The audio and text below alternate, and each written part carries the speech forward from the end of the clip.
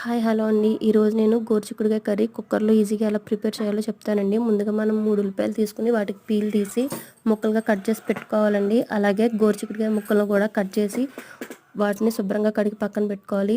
ఇప్పుడు స్టవ్ పైన కుక్కర్ గిన్నె పెట్టి దాంట్లో ఆయిల్ వేసి కొంచెం పోపు దినుసులు, అల్లం వెల్లుల్లి పేస్ట్, అలాగే మనం ముందుగా కట్ చేసిన ఉల్లిపాయ ముక్కలు, పసుపు కూడా వేసి వాటిని కొంచెం ఫ్రై అయ్యే వరకు వేయించాలండి. అవి వేగిన తర్వాత మనం ముందుగా రెడీ పెట్టుకున్న గోరుచిక్కుడుకాయ ముక్కలు కూడా అందులో వేసుకోవాలి.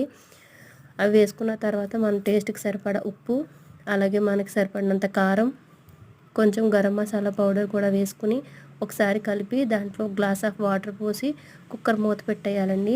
కుక్కర్ మూత పెట్టిన తర్వాత ఒక 4 విజిల్స్ వచ్చే వరకు ఉంచాలి. 4 విజిల్స్ వచ్చిన తర్వాత స్టవ్ ఆఫ్ చేసి కుక్కర్ విజిల్ ప్రెజర్ అంతా పోయిన తర్వాత మూత ఓపెన్ చేసి తీసుకోవాలండి. అంతే అండి, ఎంతో ఈజీగా గోరుచిక్కుడుకాయ కర్రీ ప్రిపేర్ అయిపోతుందండి. ఇది రైస్లోకి, చపాతీలోకి చాలా బాగుంటుందండి. ట్రై